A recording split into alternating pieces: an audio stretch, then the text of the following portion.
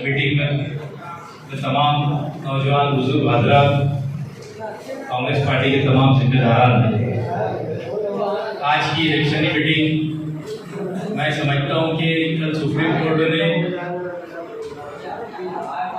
जो पिटीशन थी इलेक्शन के बारे में उसको वापस महाराष्ट्र की high court, Bombay high court के अंदर भेज दिया। और मैं समझता शायद ये कि 2 तारीख के अंदर जल्द से फैसला होगा और महाराष्ट्र के अंदर जितने रुके हुए कॉर्पोरेशन, म्यूनसिपलिटी जो भी इलेक्शन है उसकी तारीखें डिक्लेयर हो जाएंगी। इसकी एक कड़ी है कि आप लोग यहाँ पर जमा हुए। मालिक शहर कांग्रेस पार्टी की तरफ से हर वार्ड के अंदर मिलना जुलना, उम्मीदवारों से बातचीत करना और किस तरीके के हम लोगों को उम्मीदवार चाहिए, चुन के आने के बाद वार्ड में किस तरीके से नुमाइंदगी को करेंगे, हम तमाम पहलू पर आप देख रहे होंगे कि मालेगांव शहर के अंदर सियासी पारा चढ़ चुका है। एक के ऊपर एक तोहमत लगाई जा रही। शेख रशीद फैमिली मुफ्ती इस्माइल के खिलाफ बोलते, मुफ्ती इस्माइल फैमिली शेख रशीद के खिलाफ बोलते। अभी मालेगांव के अंदर कुछ रोज पहले प्रोग्राम हुआ, 40 साल जश्न के नाम से प्रोग्राम हुआ। मैं समझता हूँ ये 40 साल जश्न का प्रोग्राम नहीं था, ये राष्ट्रवादी का 40वां था, इसका अंत होने वाला है। मालेगांव शहर के अंदर राष्ट्रवादी का कुछ नहीं बचा। अगर बचे तो यहाँ पर उनके पगारू चमचे, उनके भूखने वाले कुत्ते, ये सारे लोग उनके पीछे लगे हुए, यही बस व्हाट्सएप के ऊपर एक दूसरे के खिलाफ लिखना और बातें करना। अभी 4 रोज पहले मुफ्ती इस्माइल साहब ने दरेगांव देवी के मल्ले रोड के ऊपर एक धरना दिया था, आप लोगों ने देखा। और उसका कल अखबार के अंदर आया कि मुफ्ती साहब की कोशिशों से टेंडर 18 करोड़ रुपए का टेंडर निकल गया।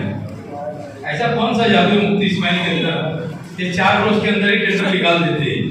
अगर इतना ही अगर जादू है, इन्होंने पावर के ऊपर कल धरना देना और 4 दिन के अंदर, 8 दिन के अंदर, 2 महीने के अंदर उसका टेंडर निकाल कर इन्होंने बता देना। असल में हर काम को प्रोसेस लगता। अब लोग बहुत होशियार हो गए, मालेगांव शहर के लोग समझने लग गए। कुछ सामने वालों की फितरत है, जिनका 40वां हुआ, ये एक दिन पहले जाके बयानबाजी करते और इन्हीं के ठेकेदार काम लिए रहते वार्ड के अंदर।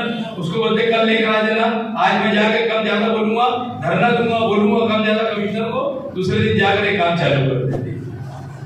ये सब बना बनाया रहता है, एक प्रोग्राम के तहत रहता। मैं समझता हूँ, मैं 4 महीने से रेगुलर 3 करोड़ रुपए का काम ना शहर के लोगों को मालूम है, बड़े ही मार्केट से लेकर पुलिस स्टेशन के आगे तक की 4 महीने से रेगुलर मैं उसका फॉलोअप लेते लेते 4 तारीख को मैं समझता हूँ कि उसका टेंडर खुलेगा 4 नवंबर को। इसका एक प्रोसेस रहता।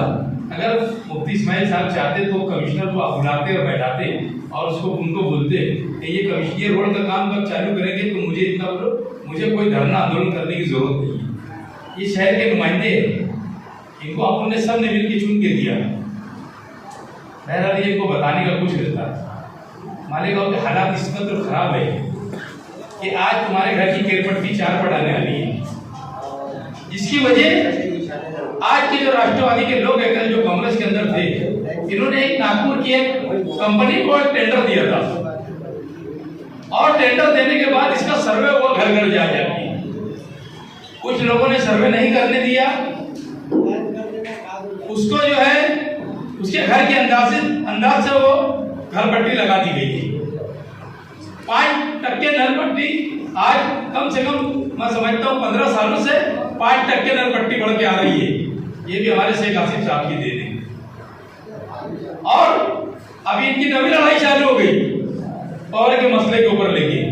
यहाँ भी बोल रहा हूँ, जिस दिन पहला जलसा इंतकामी रहेगा, बहुत जल्दी से मैं अब पहला जलसा लेने की तैयारी में हूँ। सबको सलाह मशवरा लेके कहाँ लेना चाहिए। जब मालेगांव शहर के अंदर असेंबली का इलेक्शन हुआ, मैं हर स्टेज से बोला करता था कि मालेगांव के अंदर एक बड़ी मुसीबत आने वाली है। मुफ्ती इस्माइल को चुन के दिए तो हम वो कंपनी को आने नहीं देंगे। इसका मुआहदा शेख आसिफ साहब के टाइम हुआ, इन्होंने जो गिनना था उन्होंने गिन लिए और इत्तेफाक से वो हार गए इलेक्शन। पावर हाउस के लोग रोज आते थे मुफ्ती इस्माइल के पास ऑफिस पे। मैं अल्लाह बहादुर नाजिर जान के बोलता, मैं इनको रोज बोलता था कि मुफ्ती साहब ये इनको आने मत दो, ये पूरी मालेगांव की शहर की सनत तबाह हो जाएगी। वो रोज मुंडी हिलाते थे, मतलब इनके धरना दो। पावर हाउस के ऊपर लोगों ने उस वक्त तो कम से कम 4 से 6 महीना लेट इसके लिए किए कि हालात को पहले देख रहे थे मालेगांव शहर के हालात। बाकी पैसा ऐसी चीज है कि उनका भी वजह टूट गया। आज पूरे मालेगांव शहर के लोगों को पावर का भुगतान भुगतना पड़ रहा है। जिनका बिल 600-800 रुपये आता था, आज 2000, 2200, 3000 रुपये के लगभग घर का बिल आता।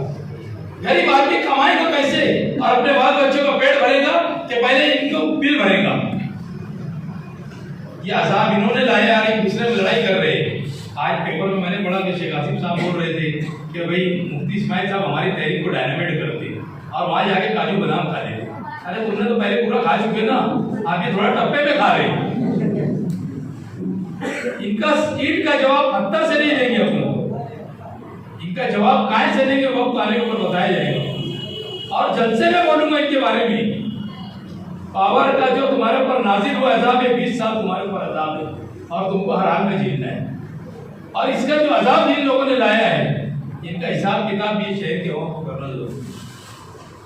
जो बेवकूफ बना रहे हैं शहर के अंदर, कभी पावर के नाम पर, कभी पानी पट्टी के नाम पर, खुद ने केरपट्टी बढ़ाए और कमेंटा में जाके दे रहे। कितने बेशर्मी की बात है। और लोगों इनकी तो रिकॉर्डिंग है बाकायदा, इनकी रिकॉर्डिंग व्हाट्सएप पर चल रही है। इन्होंने ही केरपट्टी बढ़ाया। ये कहा कि शहर के अंदर अगर केरपट्टी बढ़ती है तो करोड़ों रुपए के काम होंगे, 100 करोड़ रुपए की आमदनी बढ़ेगी। ये ऐसी कैसी आमदनी गरीबों को जेब से निकालने का। यहाँ पर कैसे कैसे लोग काम करते हैं, कोई भीख मांगता, कोई चरखा भरता, कोई दिन रात पूरे बिरादरी में लोग छोटे छोटी चर्बी, हड्डी चर्बी जमा कर करके अपने बाल बच्चों का पेट। इनका कुछ नहीं बिगड़ा अगर इन्होंने अपनी पूरी खानदान का सब बना लिए और तुम सब गरीबों का बिगाड़ दिए। ये शहर की आवाम ने कारपोरेशन के आने वाले इलेक्शन में इनको पूरे ये बेशर्मी से बोलते भी कि हमको इख्तियार दो। 5 साल इख्तियार के ऊपर थे, इन्होंने इतना अत्याचार किया 5 साल के अंदर। कारपोरेशन का इलेक्शन इतना कारपोरेशन के अंदर इतना भ्रष्टाचार किया। मैं समझता हूँ शायद मेरे 25 साल कारपोरेटर के दौर के अंदर मैंने इतना भ्रष्टाचार किया। 11 करोड़ 78 लाख रुपये का गवर्नमेंट फंड दे रही थी, वो भी कहाँ से दे रही थी? शिवाजी पुतले के पास से लेकर दरेगांव तक के। आज वही कम से कम 50 करोड़ रुपए के आसपास का रोड ये बनाने जा रहे हैं सब, और ठेकेदार को 15%, 20% अभाव, यानी 1 करोड़ रुपए के ऊपर 15 लाख रुपया जायद दिया गया। ये तुम्हारे शहर की, तुम्हारा अपना गरीबों का पैसा इन्होंने इस तरीके से भ्रष्टाचार किया। क्या जरूरत क्या? आज तुम मुझे बताओ, आगरा रोड से आप जाते होंगे, जो खंबे बीच में लगे वो खराब है। बाकी लूट मार करने का तरीका मैं बता रहा हूं, इनका तरीका कैसे रहता कि उसके वहां पर भी नए खंबा लगाने का उन्होंने टेंडर लिया, क्योंकि इनको लूट मार करने की थी। 18% इन्होंने अभाव दिया। 18 म्हणजे 1 करोड़ के ऊपर 18 लाख रुपया। अब तो बताओ कितना पैसे का भ्रष्टाचार हुआ मालेगांव का। फिर ये बेशर्मी से बोलते कि तुम इख्तियार दो, हम इख्तियार आने के बाद ये करेंगे वो करेगा। अब इनको आराम करके देना चाहिए। अब बहुत हो गया, कोई जरूरत नहीं है। आज शहर के अवाम तजब्बुस के अंदर इतने दिन से मुब्तला है कि नया कोई आदमी आए तो हम उसके साथ इख्तियार, वही एक डाल से उठना दूसरी डाल पे बैठना, यही मालेगांव के लोगों की मजबूरी। अब मजबूरी में किसी को जीना नहीं। आप लोगों को सबको मिलजुल के मालेगांव शहर के अंदर ऐसे लोगों का सफाया करना है जिनके 3 साल का जश्न हुआ, उन्होंने भी कोई हिसाब साफ दिया नहीं। उन्होंने जश्न के नाम के ऊपर पटाखेबाजी की, उनको गर्दी बताने का था। 3 दिन खूब मेहनत की उन्होंने, लोगों को कहा कि तुझे अगर इलेक्शन लड़ना है तो तेरे को 20 रिक्शा भर के लाना पड़ेगा, तुझे 40 रिक्शा भर के लाना पड़ेगा। इस तरीके से गर्दी जमाई। हम तो सच के साथ रहने वाले लोग हैं, जो शहर के अंदर सच्चाई होगी हम सच्चाई को बताएंगे। और मालेगांव का इलेक्शन, आने वाला कारपोरेशन का इलेक्शन सच्चाई के ऊपर होगा और सच्चाई की जीत होगी। ये वार्ड के अंदर कुछ लोग ऐसा समझते हैं कि जहीर भाई मेहनत कर रहे, आसिफ भाई मेहनत कर रहे, उनके पीछे जलील भाई है, उनके पीछे विकन भाई चल रहे, तो ये ऐसा लोगों को बोलते हैं कि हम इनको चला रहे। वक्त आने के ऊपर हम बताएंगे कौन किसको चला रहा और कौन नहीं चला रहा, ये हमको जरूर पता है। और हम आज बोलते हैं तुम कि इनको इस्तीफा भी देने, मुफ्ती साहब ने लगाया तुम इस्तीफा दो, और मेरी पार्टी में अगर कोई वजह से रोक दिया गया। इनकी मुखालफत इतनी है कि इनको टिकट देने का भी मुफ्ती इस्माइल ने नहीं बोल दिया वापस। इनको पहले बोले थे कि तुम इस्तीफा दे मेरी पार्टी में आओ। हम लोग ऐसे लोगों को हम भी टिकट देने वाले नहीं है। हम भले गरीब को दे देंगे टिकट, हम उसके लिए मेहनत कर लेंगे, 4 घर के ऊपर जाके ऑटो की भीख मांग लेंगे उसके लिए। फिर ऐसे मक्कार लोगों को हम टिकट देंगे नहीं। हमारा इलेक्शन का पूरा ये पैनल के ऊपर पूरा फोकस रहेगा। हम यहाँ से ये इलेक्शन हमने यहाँ से स्टार्ट किया और ये पैनल इंशाअल्लाह ताला आप लोगों की दुआ से आज शुरू कर देंगे। आप लोगों से ऐसी उम्मीद है। शुक्रिया, जय हिंद, अस्सलाम वालेकुम।